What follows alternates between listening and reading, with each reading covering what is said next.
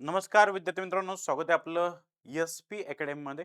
विद्यार्थी मित्रांनो बघा, आपण बघतोय की 9th जो सिलेबस असणार आहे मित्रांनो, यामध्ये मॅथ्स चा जो सिलेबस असणार आहे, त्यामध्ये जो पूर्वी 12 टॉपिक होते, त्यामध्ये काही टॉपिक ॲड केलेले आहेत. 3 टॉपिक त्यामुळं एकूण 15 टॉपिक आपल्याला इथं बघायला भेटतात आणि जो सोशल सायन्स असणार तुमचं history, geography, economics, political science, तर त्याचं पार्ट 1 आणि पार्ट 2 असं केलेलं आहे. आणि जे इंग्लिश असणार तर इंग्लिशचं सुद्धा तुम्हाला एकच बुक केलेलं आहे आपण बघू शकतो. तर यामध्ये मॅथ्सचं बघूया आपण काय असणार तर मॅथ्सचं चेंजेस. तर यामध्ये मॅथ्स बघा मध्ये बघा, तर मॅथ्समध्ये तुम्हाला जे टॉपिक असणार बघायला भेटणार आहे सिक्वेन्सेस अँड प्रोग्रेशन्स. आता हा जो पार्ट असणार हा 11चे काही टॉपिक आहेत, की 11चे काही टॉपिक उचलून त्यांनी घेतलेले इथं. ओके. यानंतर बघा एक्सप्लोरिंग अल्जेब्रिक आयडेंटिटीज, हा सुद्धा आपण 8 मध्ये अभ्यास केलेला टॉपिक आहे. पण थोडंसं तुम्हाला डीपमध्ये जाणं गरजेचं आहे. कारण की यामध्ये तुम्हाला कन्सेप्च्युअल म्हणजे कन्सेप्ट महत्त्वाचे आहे. कन्सेप्ट जर क्लिअर असेल तर सगळ्या गोष्टी तुम्हाला जमेल. आता आपण बघू शकतो की 10चा जो पेपर झाला होता या वर्षीचा, त्यामध्ये ज्या विद्यार्थ्यांच्या कन्सेप्ट क्लिअर होत्या, त्यांना बऱ्याचशा विद्यार्थ्यांना स्कोर हा चांगला आलेला आहे.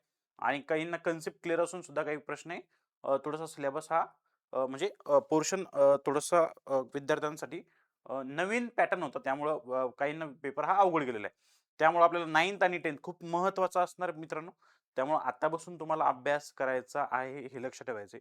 कारण की सिलेबस वाढलेला आहे आणि सिलेबस वाढला जरी असेल तरी मी जूनमध्ये स्टडीज चालू करेल स्कूल चालू झाल्यानंतर.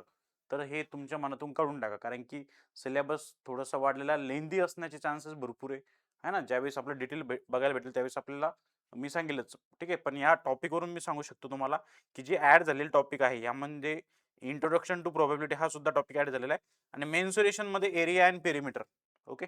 हे पण आपल्याला बघायला भेटेल 9th मध्ये ते नव्हतं. ठीक आहे. त्यामध्ये आपल्याला सरफेस एरिया आणि व्हॉल्यूम हे होतं. तर यामध्ये आपल्याला बऱ्याचशा गोष्टी बघायला भेटणार आहे. तर हे टॉपिक तुमच्यासाठी महत्त्वाचे असणार आहे आणि 10th दृष्टीने सुद्धा हे टॉपिक आपल्याला महत्त्वाचे असणार आहे. सिक्वेन्सेस अँड प्रोग्रेशन हा टॉपिक सुद्धा 10th मध्ये तुम्हाला बराचसा असणार आहे त्यामध्ये. ठीक आहे. त्यामध्ये मेन्सुरेशनमध्ये सुद्धा 10th आपल्याला फायदा होणार आहे.